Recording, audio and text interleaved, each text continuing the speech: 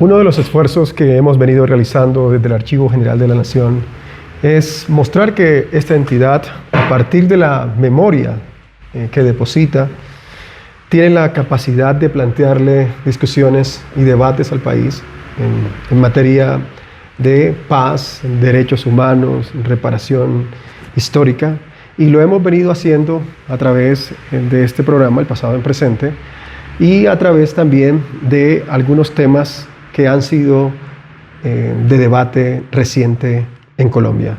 Iniciamos con una conversación en torno a la conmemoración de los 500 años de la Fundación Hispánica de Santa Marta, y ahora posamos la mirada sobre un tema de gran importancia para Colombia, que tiene que ver con la desclasificación de archivos de inteligencia y contrainteligencia.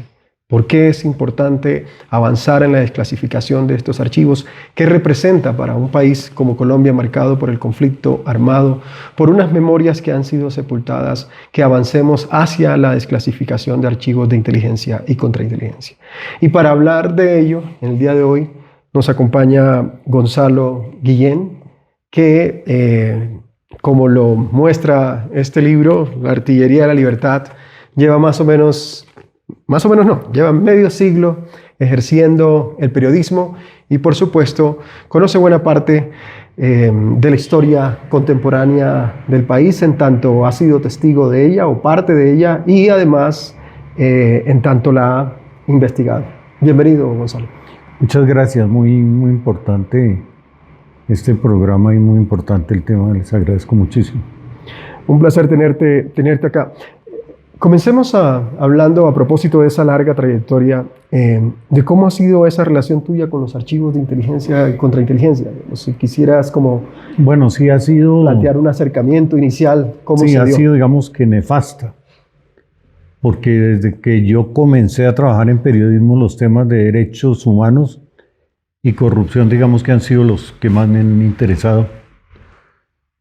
Y lo único que yo he conseguido es a veces algunas fuentes fiables y filtraciones que han sido pues muy importantes para investigaciones que he hecho. Recientemente conseguí documentación que demuestra que a este señor, el de las FARC que se va a Venezuela, a Santrich, lo mataron unidades militares que penetraron a Venezuela y lo asesinaron, y por lo cual cobraron $10 millones.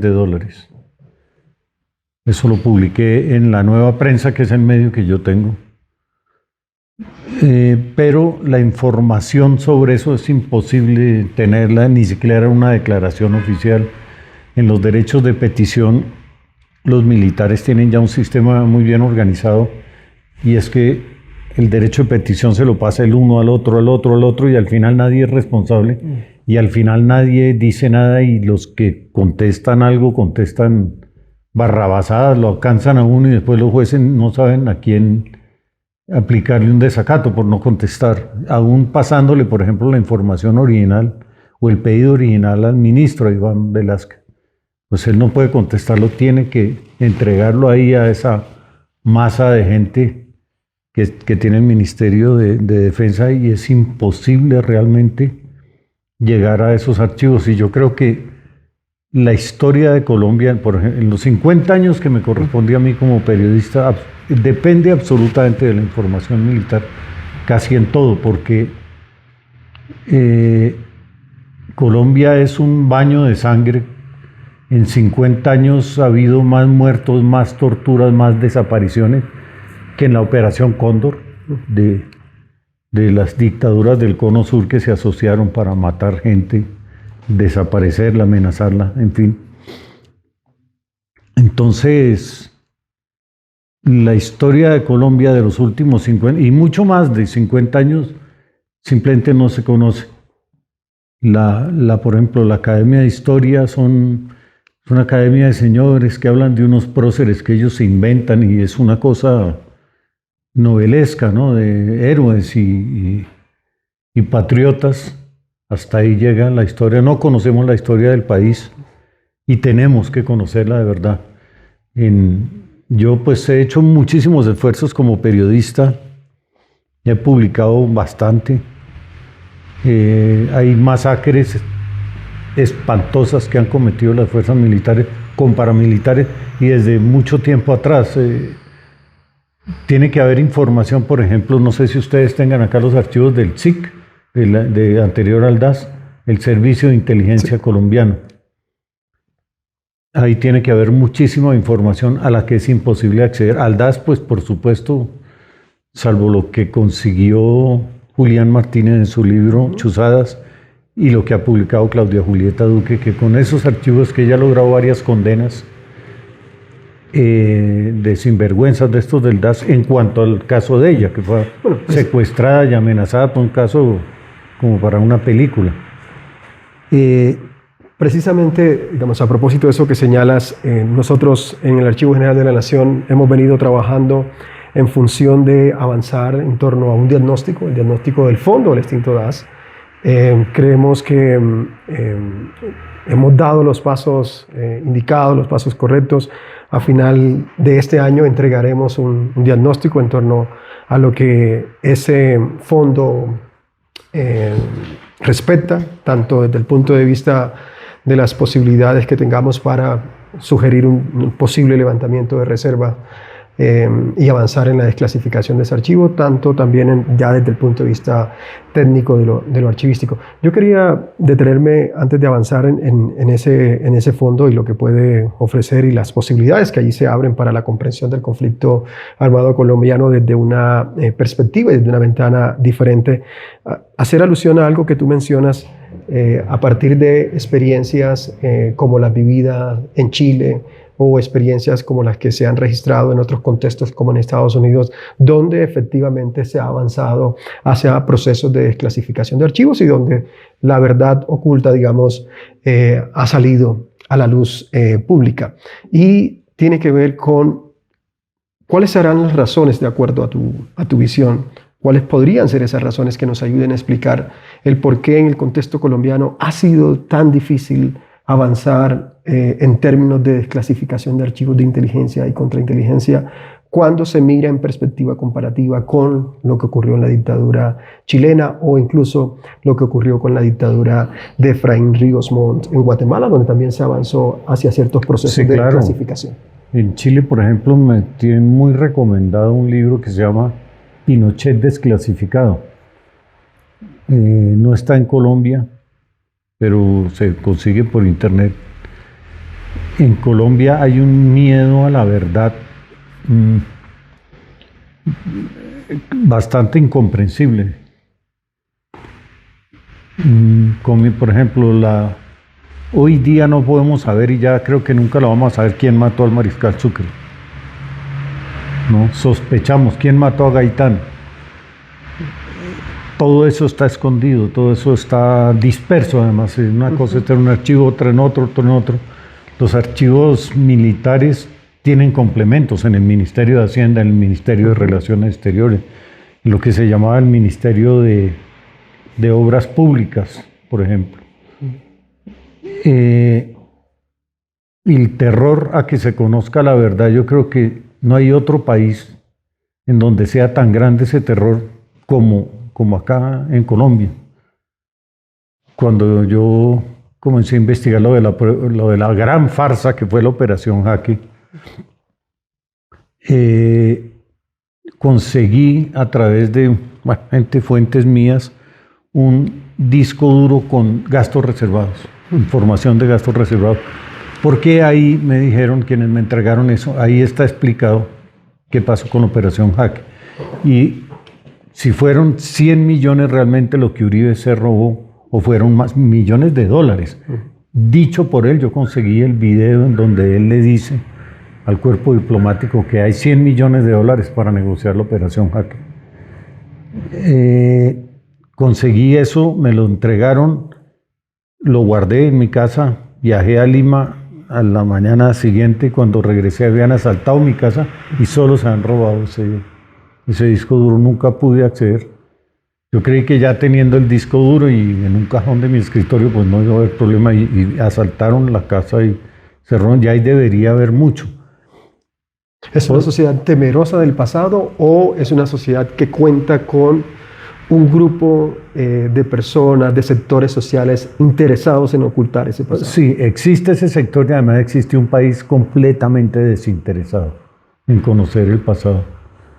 Lo ve uno, digamos, en el gremio mío.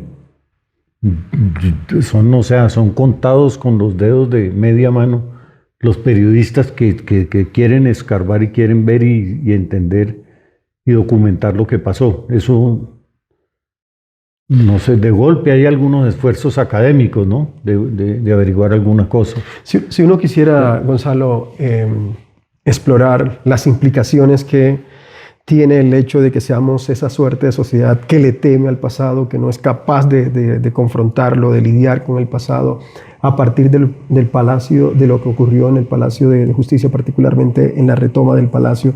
¿Cuáles podrían ser esas implicaciones, digamos, para una sociedad como la nuestra, que no se atreve a revisar ese pasado? El viejo aforismo de que entonces eso se vuelve a repetir, ¿no? Que no conocer la historia es estar expuesto a que la historia se vuelva a repetir y se siga repitiendo. Y se va a repetir. Es que, por ejemplo, en Colombia, la Corte Suprema de Justicia en la colonia era la Real Audiencia, que quedaba aquí donde queda ahora el Congreso. La incendiaron y mataron a un poco de gente. Después, cerca de aquí donde hoy está la librería del Centro de Cultura Económica, quedaba el Palacio de Justicia. Palacio construido en 1920, lo quemaron también, incendiaron todo lo que había y mataron a los que encontraron el 9 de abril. Después destruyeron este palacio en la plaza de Bolívar, el Palacio de Justicia. Y este Palacio de Justicia yo estoy convencido que también lo van a incendiar y también lo van a quemar con todos los que encuentren adentro. ¿Por qué ocurre eso en Colombia? No sabemos, no se ha investigado, no se ha explicado. Yo digo que la parte más triste de esto es que al país no le interesa. Al país no le interesa. La verdad, yo me enteré, llevo una semana averiguando, ya confirmé que era cierto. Por ejemplo, ¿no? El famoso Pacho Malo, el tipo el operario del cartel de la cocaína de Marta Mancera, que era la fiscal en Buenaventura, cayó preso. El 17 de octubre pasado lo pusieron libre porque le dejaron vencer los términos. Sigue en la fiscalía, lo escondieron en unas oficinas en Río Negro, Antioquia. Publiqué yo eso y estoy sorprendido de que a nadie le interesa saber que eso no. Yo creí, esto va a ser un escándalo. No se armó ningún escándalo, no pasó nada. Y Colombia ve normal las cosas más, los falsos positivos. El Cono Sur, hubo un juicio muy importante en Argentina. Realmente muy importante fue ese juicio, muy esclarecedor. Pinochet fue condenado en Chile.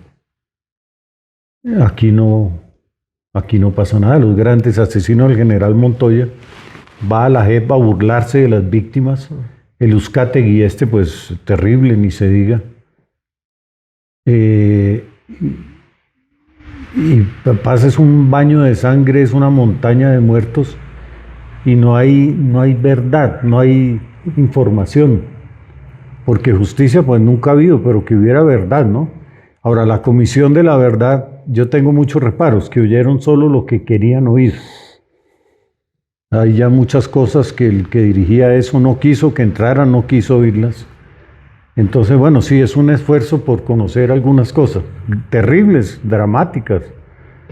Y precisamente, digamos, en este tipo de sociedades, o cuando hay sociedades y sectores sociales que tratan de ocultar ciertas realidades en una sociedad que, como tú bien dices, carece de una suerte de conciencia histórica, ni una preocupación por esa conciencia histórica, la desclasificación de archivos avanza y ayuda a entender de mejor forma qué es eso que se está ocultando.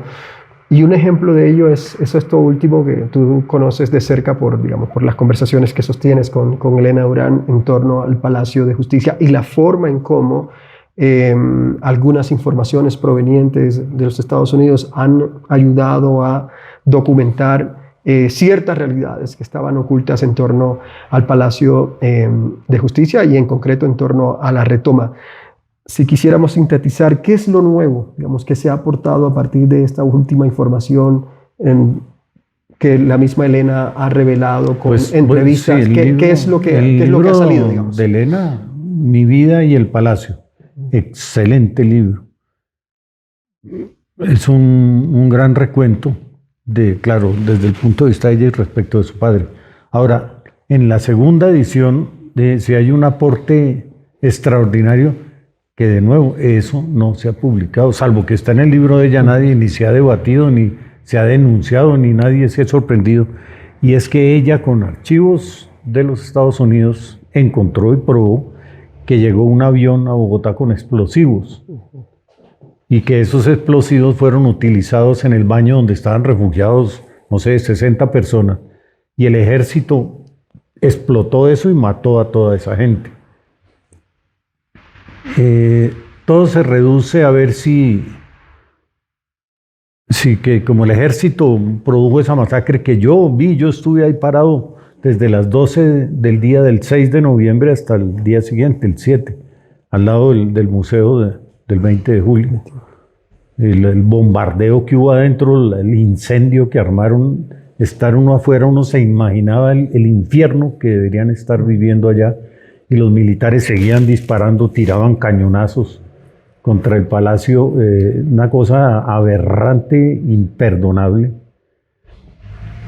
Elena hace esa gran denuncia y todo se reduce a es que el M-19 también mató gente, sí, pero es que los ladrones roben joyerías es lo que hacen los ladrones, pero que la policía también robe joyería, pues que la policía está para que no roben joyería, el ejército era para impedir eso. Es un tema de legitimidad. Sabía, digamos, de antemano que iban a atacar el Palacio de Justicia y quitaron la seguridad. Yo cuento esto acá en un capítulo extenso de una entrevista que yo hice hace más de 10 años con el que era ministro de gobierno en ese tiempo, Jaime Castro. Claro que él cuenta su versión, pero es que es una versión muy valiosa porque habla desde el primer día en que en la Plaza de Bolívar, caminando un magistrado, Patiño Rosselli, se le acerca a decir que los van a masacrar. Y empiezan a hacer unas reuniones y a ver qué seguridad se les puede prestar. Y era el gobierno frente a las fuerzas militares, es decir, una dictadura militar era eso. Y todos dependían de lo que dijeran los militares, hicieron unas reuniones y la dirigían los militares, y finalmente los militares los asesinaron a todos los magistrados que pudieron. Se salvaron unos pocos. Según lo que él cuenta, y pues bueno, y hay otros relatos, él no dice que hubo un golpe de Estado, pero es que el solo relato muestra que hubo un golpe de Estado. El general ese sanguinario, asqueroso, Vega Uribe, ni siquiera quería ir al palacio, así al fin llegó allá, se sentó con otros generales en otro salón y desde ahí coordinaron toda la masacre. El imbécil Belisario Betancur no fue capaz de asumirla. Ese día es que ha debido ser presidente, no fue presidente. Lo marginaron, lo pusieron al lado de un baño para que estuviera ahí sentado, fuera a orinar y regresara. Eso fue todo el papel de él y masacrar. Eso es terrible, espantoso. Ya había ocurrido en Colombia lo de la embajada dominicana, que también cubrí yo eso. El M-19 entró y secuestró a no sé, un grupo inmenso de embajadores que estaban ahí. Pero como estaba el embajador de Estados Unidos y estaba el embajador de Venezuela, muy importante en ese tiempo, aquí en Colombia, estaba el nuncio del Papa, entonces no hicieron esa barbaridad de entrar y matar a todo el mundo, sino que cerraron los alrededores de la embajada, entraron en una negociación, le salvaron la vida a todo el mundo y los terroristas salieron con los embajadores en un avión hasta Cuba. Ellos se perdieron por allá. Dicen que Israel sí les pagó unos millones de dólares, no sé si sea cierto, eso nunca se probó. Pero Colombia ya tenía la experiencia de cómo se manejaba una situación de esa y la había manejado. Acá era una venganza de los militares contra los magistrados fundamentalmente, y yo considero que contra el Consejo de Estado. ¿Cuál sería la razón para eso? Porque ellos llevaban investigaciones de corrupción de muchos militares, investigaciones de hechos terribles de los militares que van a parar esos casos a la Corte Suprema de Justicia.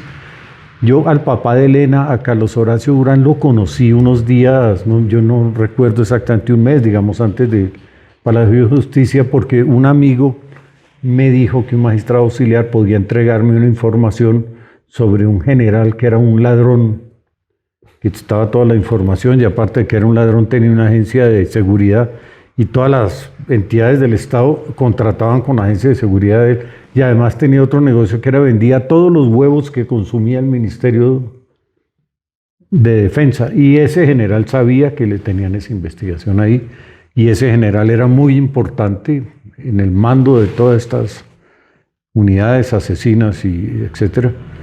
Y lo mataron, fue una venganza, lo sacaron y lo identificaron, reconocieron que era él, lo llevaron a las salas de tortura de Usaquén, lo asesinaron allá y trajeron el cadáver y lo botaron en los restos del Palacio de Justicia. Ahora, Gonzalo, digamos, dentro de la memoria pública histórica colombiana, con todas las dificultades que hay para conocer la verdad de lo que ocurrió en ese hecho, de cierta forma hay un conocimiento relativamente en torno al Palacio de Justicia, en torno al hecho, digamos. Si bien no es cierto todo lo que se conoce de lo que ocurrió allí, pues la gente no lo domina públicamente, pero sí hay una... Pero es que fue en el centro de Bogotá. Sí, hay cierto nivel ya no había cómo, o sea, no era... Hay cierto nivel la de... Operación Gema, por ejemplo. Hay cierto nivel de conciencia, pero hay otros casos, como eso que tú mencionas, la Operación Gema, lo que mencionabas antes de comenzar esta conversación, frente a una red, la red de Barrancas que mencionabas. Es decir, hay unos hechos sobre los cuales no tenemos conciencia en la memoria pública colombiana, que valdría la pena entrar a revisar y poder también contextualizar y ampliar a partir de lo que posteriormente podamos encontrar en estos procesos de desclasificación de archivos de inteligencia y contrainteligencia. Pero si tú tuvieras como periodista, esa sería la pregunta para ser más preciso, si tuvieras como periodista escoger algunos temas, procesos y hechos de los últimos 50 años para profundizar en ellos a partir de las posibilidades que ofrecen los archivos de inteligencia y contrainteligencia, ¿cuáles serían esos temas y procesos de interés para ti? Bueno, los falsos positivos, lo de la UP, por ejemplo, las convivir, temas que se han investigado, se ha publicado, es verdad, pero no se ha llegado al fondo, no se ha completado la información de eso. Yo diría que todos los hechos que a mí me interesaría del 9 de abril para acá, todas las masacres que hubo desde los años 70, digamos, en el Magdalena Medio.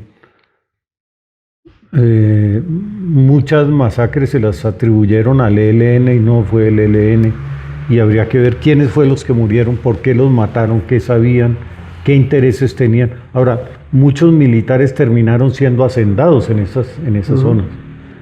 En las zonas donde los asignaban en brigadas y esto, después resultaban siendo los grandes hacendados de la región en Magdalena Medio, por ejemplo, la formación de todos los paramilitares con Uribe, Pablo Escobar, Rodríguez Gacha, los hermanos Pérez, lo que formaron allá y cómo ha evolucionado eso. No podemos saber cómo ha evolucionado si no conocemos el origen y la información que hay de eso, y existe información. Incluso hay información que tampoco no sé si aquí haya, por ejemplo, del municipio de Barranca, de Puerto Boyacá. ¿Dónde está eso en Puerto Boyacá? No contestan un derecho a petición. Todos los municipios del sur de Bolívar mandaron un derecho de petición preguntando por uno de estos hechos atroces. Se muere de miedo todo el mundo. Eso no tocan, no sé dónde esté, o si ya quemaron esos archivos, si alguien los salvó, si salvaron una parte, todo eso hay que conocerlo. Y eso es un trabajo que deben emprenderlo las universidades. Claro que el periodismo también, grupos de estudio, las ONGs, en fin. Eso último que mencionas es clave, digamos, el papel que la sociedad civil y dentro de ellos el periodismo debe jugar frente a la desclasificación de archivos de inteligencia y contrainteligencia. ¿Cuál crees tú que debe ser ese papel que justo en estos momentos, cuando estamos en una Colombia que se enfrenta al proceso de desclasificación de archivos de inteligencia y contrainteligencia, debe asumir el periodismo? ¿Cuál debe ser esa actitud? Tú has mencionado a lo largo de la conversación que hay incluso una suerte de desinterés en algunos periodistas por avanzar en las investigaciones de ciertos procesos. Ahora, ¿cuál sería ese rol? ¿Cuál sería el rol que tú reclamarías, digamos, de este gremio para poder afrontar estas temáticas tan complejas? Pues bueno, yo reclamaría de todo. Pero es que, digamos, los medios tienen un problema y es que ya no pueden subsistir, y eso pasa en el mundo si no son dueños de un gran rico, y es un rico con muchísimos intereses. Y entre los intereses de la gente muy adinerada, dueña de medios, no está esclarecer la verdad, ni están los derechos humanos, ni está combatir la corrupción, sino defender sus intereses. Claro, sí, toda la vida el periodismo ha pertenecido a alguien que defiende sus intereses. Yo tengo una página que se llama lanuevaprensa.com.co y ahí seguramente nosotros defendemos los intereses nuestros, pero lo que pasa es que ya no hay una fuerza de medios que lo que no dice uno sí lo diga otro, sino ya está todo completamente unificada la información. Y lo más peligroso es sobre grandes mentiras, sobre grandes falacias, sobre situaciones que se han venido imponiendo y imponiendo y que hacen parte ya del pensamiento de la gente. Hay muchos temas que la gente tiene ya una idea que le implantaron en la cabeza preconcebida de alguna cosa. Y entonces, es decir, no se debe investigar al ejército porque la guerrilla es criminal. Entonces, ni se investiga la guerrilla, ni se investiga el ejército, y eso queda ahí. ¿Qué reclamarle al periodismo? Pues bueno, hay alguna gente como yo que hacemos un esfuerzo por vocación. Yo tengo una ventaja desde hace un tiempo, y es ser jubilado. Entonces, pues eso me da una tranquilidad, y a mí ya no me pueden votar de ninguna parte. No, a mí no me puede votar Colpensiones por lo que publico o llamarme a decir qué es lo que tengo que escribir. Pero la mayor parte de los periodistas sí están en cuatro patas trabajando y diciendo lo que les mandan. Y también entiendo que en la formación de los periodistas se ha perdido como el interés por cultivar la vocación del oficio. Incluso las mismas técnicas del periodismo ya se han abandonado en la redacción, en la investigación, en el ejercicio de la profesión, tanto que ya no se sabe quién es y quién no es periodista. En este punto, periodista es cualquiera que tenga una página, cualquiera que tenga plata, y tiene más audiencia un desquiciado sin responsabilidad en ninguna clase que un periodista con trayectoria o un medio más o menos respetable. Eso, en eso estamos. Yo no sé, pienso que como el archivo sí podría hacer un gran trabajo, no sé qué equipos de investigación tengan ustedes ni qué capacidad, pero poner en manos del público la información y el acceso a la información, que puedan entrar como se entra al archivo de Indias de Sevilla bien clasificado, y cualquiera puede entrar allá a investigar el tema que quiera y con los elementos de juicio que consigue sacar unas conclusiones y hacer unas publicaciones, películas, documentales. ¿Qué hacer? Sí, muchísimo. Documentales, libros, reportajes.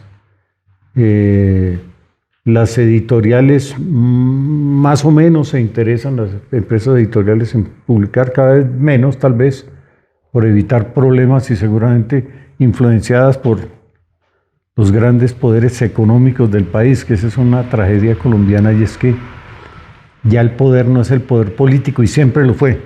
Ahora es el poder económico. Los políticos son como las cocineras de de la gente más poderosa, de los grupos económicos más grandes del país.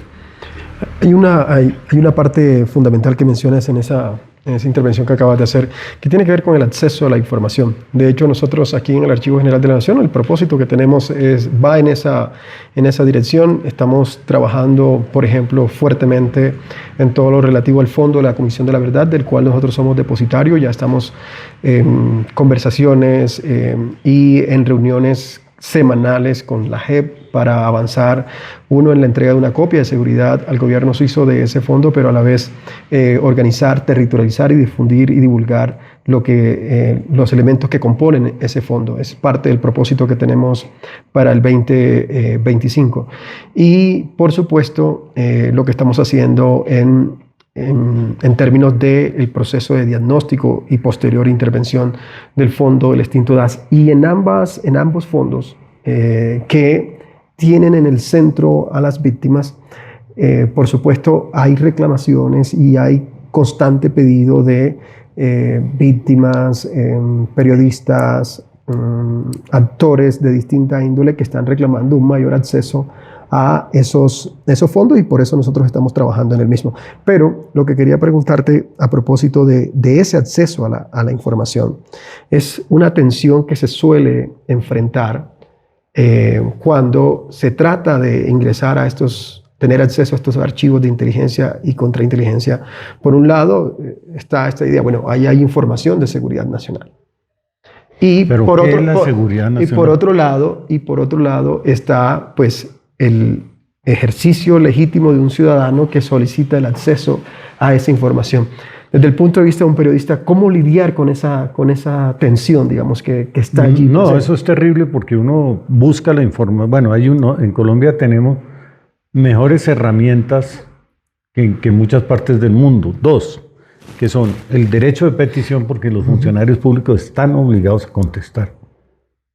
Y la tutela, los jueces ordenan que contesten los derechos de petición. Y hay una ley de acceso a la información, porque bueno, eso sí, en Colombia hay leyes para todo y son perfectas, son maravillosas, las leyes en Colombia. Y eso es una cosa, otra cosa es la realidad. A mí me ha pasado que pido una información y me resulta alguien diciendo, oiga, usted está metiendo en un lío muy grave. ¿Por qué? Porque usted preguntó tal cosa y usted cómo sabe. No, pues ahí le dejo el dato. Con el cuento de la seguridad nacional se ampara mucho toda esa información, que yo nunca he entendido qué es la seguridad nacional. Un país que está arrodillado y entregado a todos los poderes del mundo, que ni siquiera tiene dignidad, ¿qué seguridad es la que reclama y en qué consiste esa seguridad? Entonces, por ejemplo, caso concreto, el general Zapateiro. Los nexos de Zapateiro con el narcotráfico, que yo he probado y publicado, eso es seguridad nacional.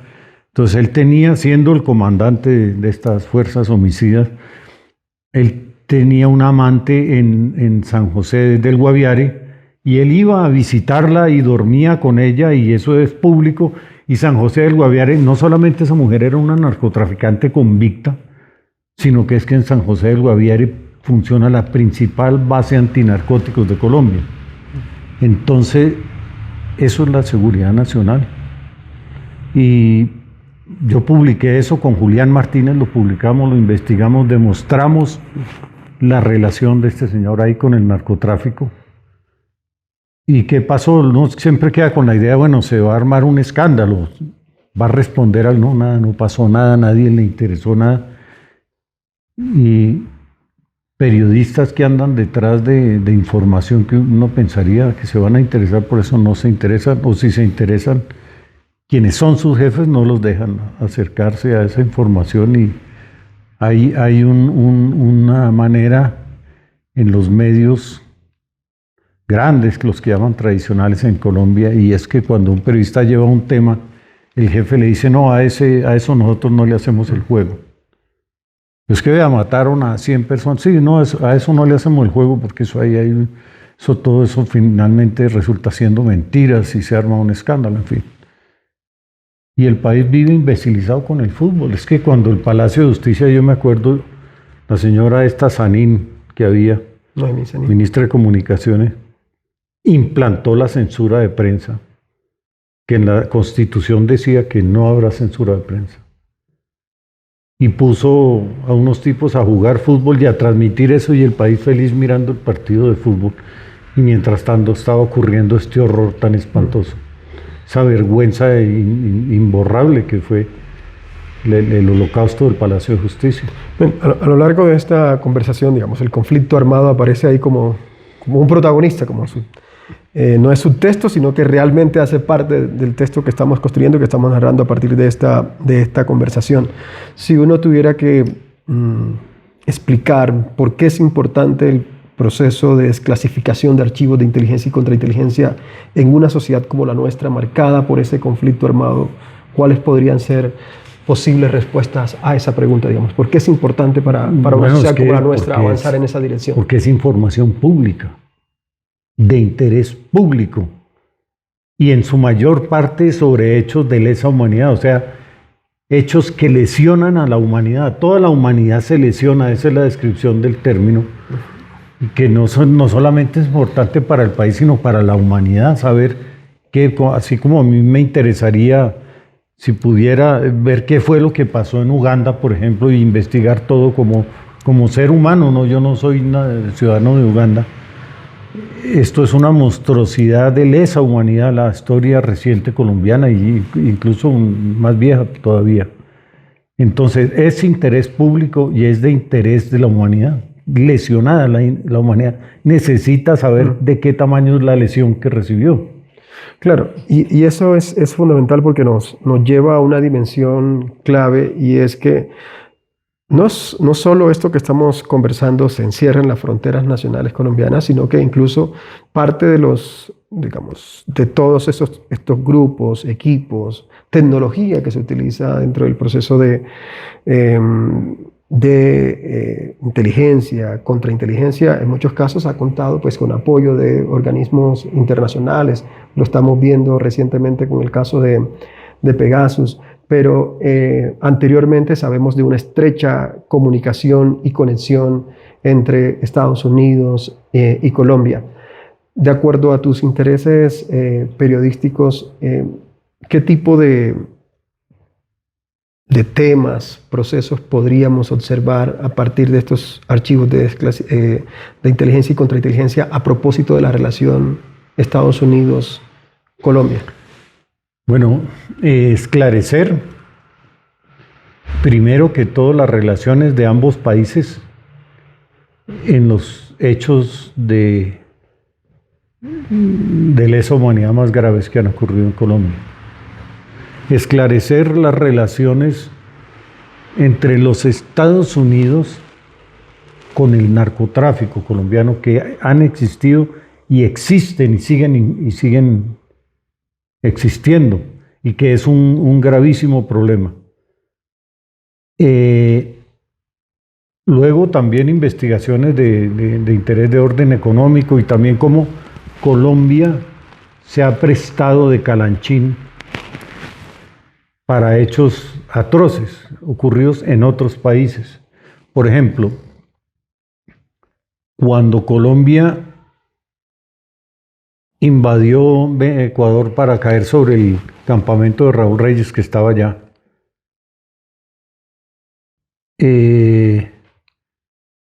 hubo toda una discusión. Colombia tenía legítimo derecho porque allá se escondía una fuerza que atacaba al país y Ecuador no estaba haciendo nada. Muy bien. Ecuador creó una comisión de la verdad que esclareció maravillosamente bien qué fue lo que pasó ahí. Explicó cómo Rafael Correa había montado incluso una oficina de expedición de pasaportes ahí donde estaba Reyes, expedición de cédulas. Esclareció los nombres de los tipos de las FARC que tenían contacto con los militares ecuatorianos, con el gobierno ecuatoriano, y puso de presente la responsabilidad del gobierno de Correa con lo que Raúl Reyes hacía desde ahí contra Colombia. Se conoció la verdad. Y haber conocido esa verdad fue muy útil para Ecuador y también útil para Colombia, aunque aquí no se conoce el informe total de la Comisión de la Verdad de Ecuador. Yo lo tengo guardado, lo conseguí con muchísimo esfuerzo, hay videos, hay información muy, muy valiosa. Pero Ecuador resolvió rápidamente el problema de verdad sobre eso. Y el nuestro Con sigue todos siendo... los reparos que encontraron contra Colombia, claro, porque para un país como Ecuador no, o cualquier otro país no es de su agrado que llegue una fuerza extranjera a atacar una zona y a matar a un montón de gente. Sí, ¿no? y la tragedia nuestra, en parte, digamos, aparte de todo lo que ha implicado el conflicto armado en términos de violencias representadas, pues, desplazados, personas asesinadas, también es digamos, el peso de cómo la verdad se sepulta y es tan frágil la memoria que aparece cualquier persona y maltrata, por ejemplo, como ocurrió recientemente, la memoria de las madres de las víctimas. No, es que eso sí no tiene extrajudiciales. Y cuestionan inmediatamente la memoria y los hechos por la misma fragilidad. Y eso es grave en una sociedad pues, que se precia de avanzar hacia la defensa de los derechos humanos. Y quizás sobre ese último punto quisiera formular el último interrogante, el último interrogante, y tiene que ver con el tema de los derechos humanos, porque precisamente una de las cosas en las que se ha avanzado en términos de el fondo del extinto DAS es caracterizar, casi que nombrar, determinar que ese es un archivo de derechos humanos. El fondo del extinto DAS, por supuesto, por las graves violaciones a múltiples derechos que experimentaron ciudadanos por parte de integrantes de ese antiguo Departamento Administrativo de Seguridad. Entonces, en función de los derechos humanos y de esta conversación que estamos sosteniendo a partir de archivos de inteligencia y contrainteligencia, ¿cuál es el rol de esto, digamos? ¿Cuál es el rol de estos archivos justamente en materia de derechos humanos? Es vital.